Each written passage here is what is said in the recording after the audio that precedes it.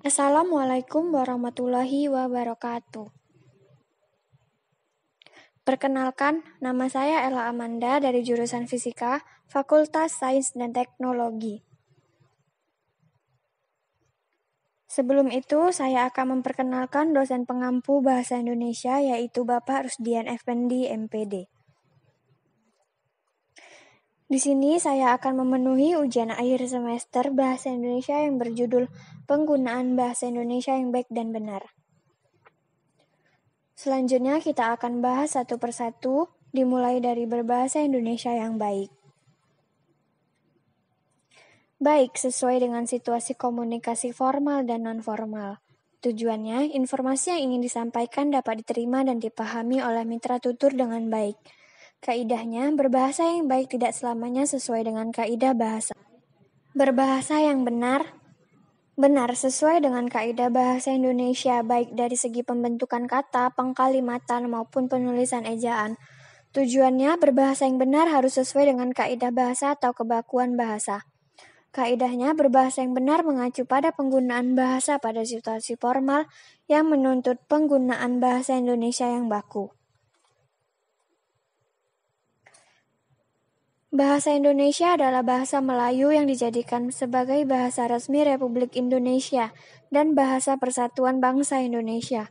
Bahasa Indonesia diresmikan penggunaannya 1 hari setelah Proklamasi Kemerdekaan Indonesia. Istilah bahasa Indonesia yang baik telah dikenal oleh masyarakat secara luas dalam kehidupan sehari-hari.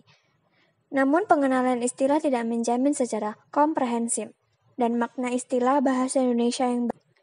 Hal ini terbukti bahwa masih banyak orang atau masyarakat berpendapat bahwa bahasa Indonesia yang baik sama dengan bahasa Indonesia yang baku atau bahasa Indonesia yang benar. Slogan, penggunaan bahasa Indonesia yang baik dan benar tampaknya mudah diucapkan, namun maknanya tidak jelas.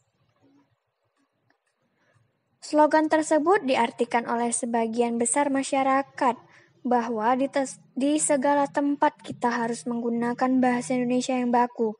Selain itu, masalah lain yang perlu kita soroti adalah sebagian besar orang terkadang sulit untuk melakukan komunikasi yang interaktif satu sama lain. Bukan berarti karena mereka tidak bisa berbahasa Indonesia yang baku dengan lancar. Bahasa Indonesia yang baku dan bahasa Indonesia yang benar belum tentu dapat menjamin tersampaikannya maksud dan tujuan kepada lawan bicara. Sehingga dibutuhkan susunan bahasa Indonesia yang fleksibel, yang artinya dapat dengan mudah menyesuaikan diri dengan situasi dan kondisi. Anjuran agar kita berbahasa Indonesia dengan baik dan benar dapat diartikan pemakaian ragam bahasa yang serasi dengan sasarannya dan yang di samping itu mengikuti kaidah bahasa Indonesia yang betul. Penggunaan bahasa Indonesia yang baik berkaitan dengan keserasian atau kesesuaian situasi pemakai. Penggunaan bahasa Indonesia yang benar adalah penggunaan bahasa Indonesia yang sesuai kaidah tata bahasa Indonesia baku atau yang dianggap tidak baku. Bahasa baku disebut juga bahasa formal, yaitu bahasa Indonesia yang dituturkan dalam situasi resmi.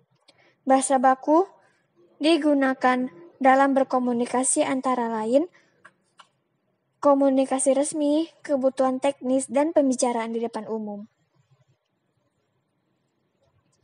Kalimat baku adalah kalimat yang memiliki kesesuaian dengan kaidah berbahasa Indonesia, baik dalam hal diksi atau pilihan kata, struktur kalimat, dan ejaan.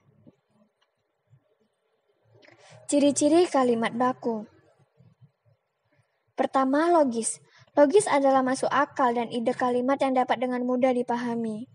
Kedua, penggunaan ejaan yang tepat.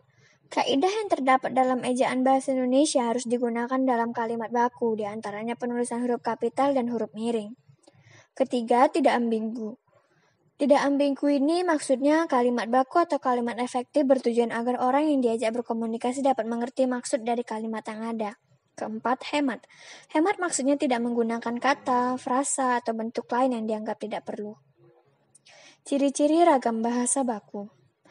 Pertama, penggunaan kaidah tata bahasa normatif, misalnya dengan penerapan pola kalimat yang baku.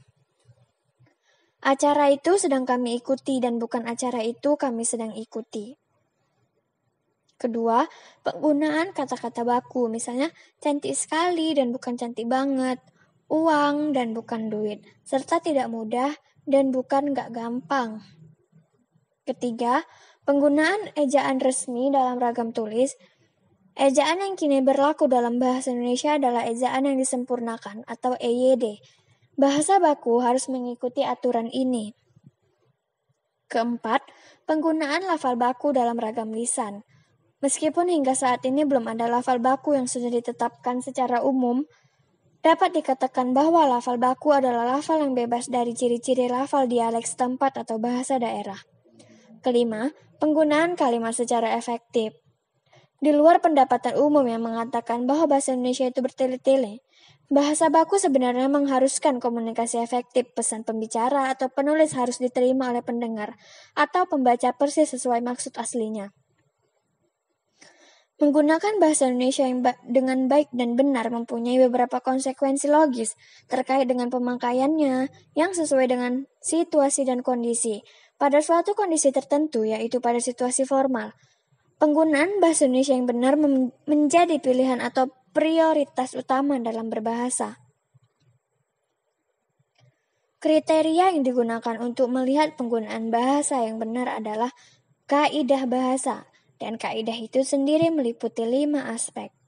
Pertama, tata bunyi atau fonologi. Kedua, tata bahasa atau kata dan kalimat.